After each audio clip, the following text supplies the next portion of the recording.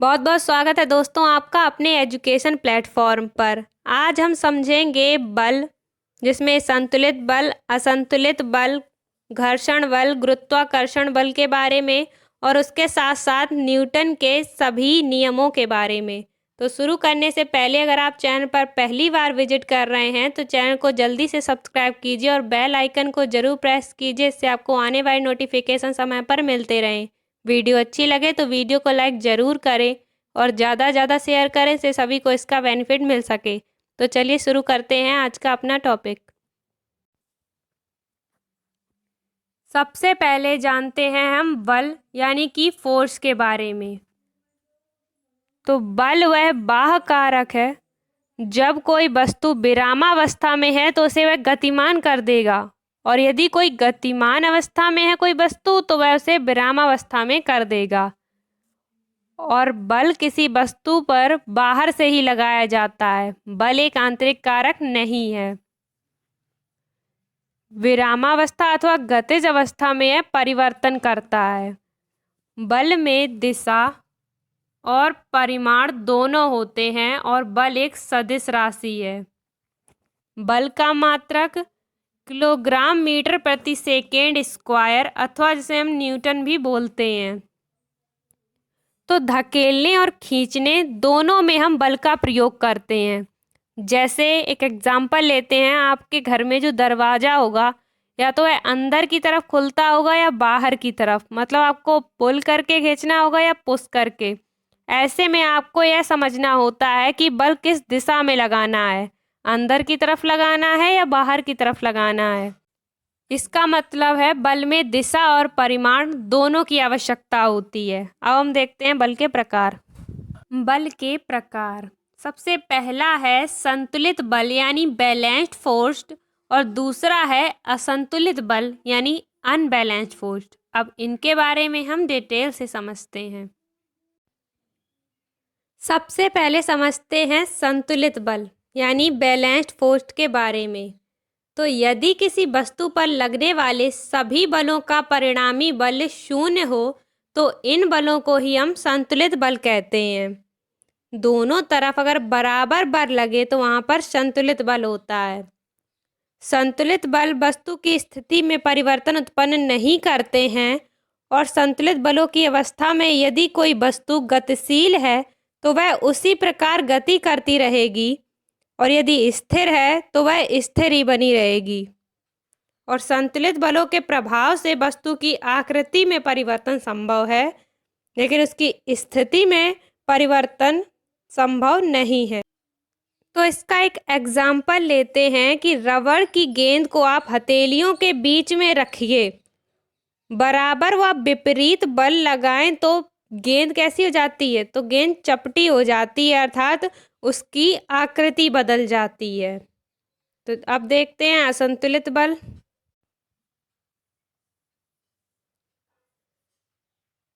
जब किसी वस्तु पर कार्यरत अनेक बलों का परिणामी बल शून्य ना हो तो उन बलों को हम असंतुलित बल कहते हैं। शून्य हो गया तो संतुलित बल और शून्य ना हो तो असंतुलित बल। असंतुलित बल गति की दिशा अथवा चाल में परिवर्तन करता है। हम इसका एक उदाहरण लेते हैं। यदि हम हाथ में पकड़ा सूटकेस छोड़ दें तो वह नीचे की ओर गिर जाता है। अब हम बल के कुछ अन्य प्रकार देखते हैं। तो एक पिंड और उस पर लगने वाले बल के अनुसार फोर्स मुख्यतः दो प्रकार की होती हैं। संपर्क बल यानी कांटेक्ट फोर्स, घर्षण बल यानी फ्रिक्शन फोर्स। तो जब कोई वस्तु या पिंड के संपर्क में होता है तो वह संपर्क बल यानी कांटेक्ट फोर्स कहलाता है, और जब कोई वस्तु गति में होती है तो उसकी दिशा के विपरीत दिशा में एक विरोधी बल कार्य करता है जो उसे गतिशील होने से रोकता है, वह घर्षण बल यानी फ्रिक्शन फोर्स कहलाता है। अब इसको हम समझते हैं एक एग्जाम्पल से। यदि कोई गाड़ी आगे की ओर बढ़ रही है तो एक बल उसे पीछे की तरफ जाने से रोकता है, जैसे आप साइकिल चलाते हुए देखते हैं कि जब आप पैडल लगाते हैं तो साइकिल आगे की तरफ नहीं जाती। इसी बल को हम घर्षण बल यानी फ्रिक्शन फोर्स कहते हैं। फ्रिक्शन फोर्स के कारण ही इंसान चल पाता है। और एक और एग्जांपल देखते हैं कि जैसे कोई बड़ा पत्थर होता है, जब आप उसे अपने हाथों से धक्का मारते हैं तो आपके हाथों द्वारा लगने वाला पेशीय बल, वहाँ पर जो घर्षण बल है उससे अगर कम हुआ तो आप उस पत्थर को धक्का नहीं मार पाएंगे।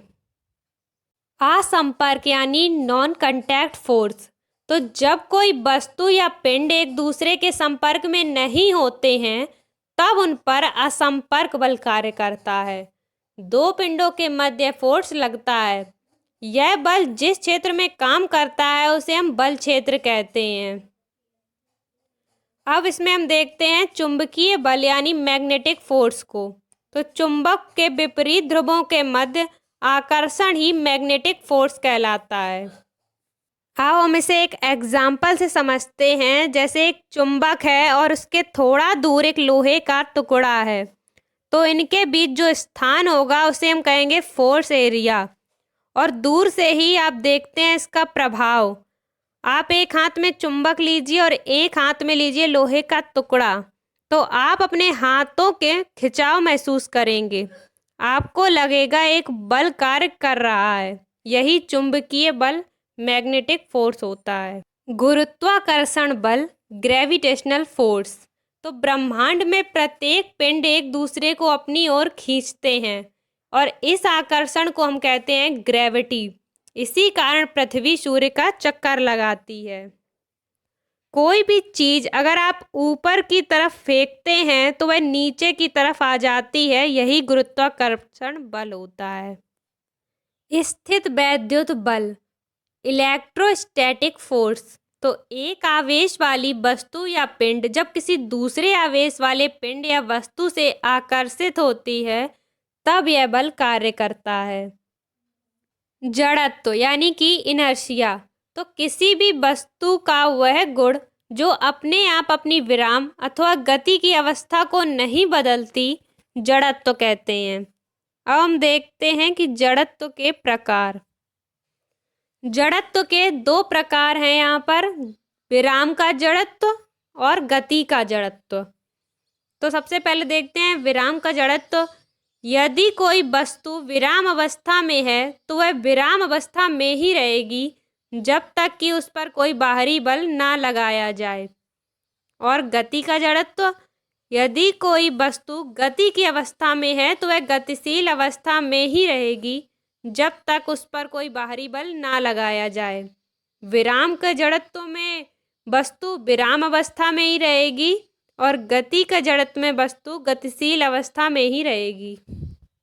उदाहरण से समझते हैं। हम चलती हुई गाड़ी को अचानक से रोक देने पर यात्री आगे की ओर झुक जाता है, क्योंकि चलती हुई गाड़ी में यात्री का वेग गाड़ी के वेग के समान होता है और ब्रेक लगने पर यात्री के शरीर का वह भाग जो गाड़ी के संपर्क में होता है उसका वेग भी शून्य हो जाता है, परंतु यात्री के शरीर का ऊपरी भाग उसी वेग में गतिमान रहता है जिससे गाड़ी चल रही थी। सर्वप्रथम 1687 ईस्वी में न्यूटन ने गति विषयक 3 नियमों का प्रतिपादन अपनी पुस्तक प्रिंसिपिया में किया था। अब उनके हम तीनों नियम देखते हैं। न्यूटन का प्रथम नियम, Newton's first law of motion. इस नियम के अनुसार यदि कोई वस्तु विरामावस्था में है तो वह विरामावस्था में ही रहेगी, एवं यदि कोई वस्तु एक समान गति कर रही है तो एक समान गति ही करती रहेगी जब तक कि उस पर कोई बाहरी बल ना लगाया जाए। इस नियम को हम जड़त्व अथवा गैलीलियो का नियम भी कहते हैं। अब इसे हम समझते हैं उदाहरण से। तो सबसे पहला एग्जाम्पल है कि बस के अचानक मुड़ने पर यात्री एक ओर झुक जाते हैं। इसका कारण है गतिज अवस्था में यात्री अपनी चाल को ही नहीं बल्कि दिशा को भी पूर्ववत बनाए रखने का प्रयत्न करते हैं। और इसका दूसरा एग्जाम्पल है गोली मारने से शीशे में गोल छेद होता है, जबकि पत्थर मारने से शीशा चटक जाता है। इसका कारण है बंदूक की गोली का वेग। बंदूक की गोली का वेग अधिक होता है, जबकि शीशा जड़त्व के कारण स्थिर बना रहता है। बंदूक की गोली से शीशे में गोल छेद होता है और पत्थर के मारने पर शीशा चटक जाता है, क्योंकि पत्थर का वेग गोली की अपेक्षा कम होता है और बंदूक की गोली का वेग अधिक होता है। न्यूटन के गति विषयक हम द्वितीय नियम को देखते हैं। इस नियम के अनुसार किसी वस्तु पर बाहर से आरोपित बल उस वस्तु के द्रव्यमान, उस वस्तु के बल की दिशा में उत्पन्न त्वरण के गुणनफल के अनुक्रमानुपाती होता है और द्रव्यमान को हम m से डिनोट करते हैं। SI पद्धति में बल का मात्रक किलोग्राम मीटर प्रति सेकेंड स्क्वायर या उसे हम न्यूटन भी कहते हैं, जबकि CGS पद्धति में बल का मात्रक होता है डायन और 1 न्यूटन बराबर 10⁵ डायन होता है। ये भी आप लोग याद रखिए। अब इसे समझते हैं उदाहरण से। तो जब कोई खिलाड़ी गेंद को पकड़ता है तो अपनी हाथ को वह स्थिर नहीं रखता है, बल्कि हाथों को वह पीछे खींचकर बॉल को पकड़ता है। अगर वह हाथ को स्थिर रखेगा तो गेंद को रोकने में बहुत कम समय लगेगा तथा स्थिर रहेगा और वेग परिवर्तन की दर अधिक होगी। खिलाड़ी जब गेंद पकड़ता है तो जो गेंद होती है वह गतिज अवस्था में होती है और हाथ अगर वह स्थिर रखेगा तो हाथ की हड्डी पर उसको असर होगा और उसे चोट भी लग जाएगी। इसीलिए वह हाथों को पीछे खींचकर बॉल को पकड़ता है।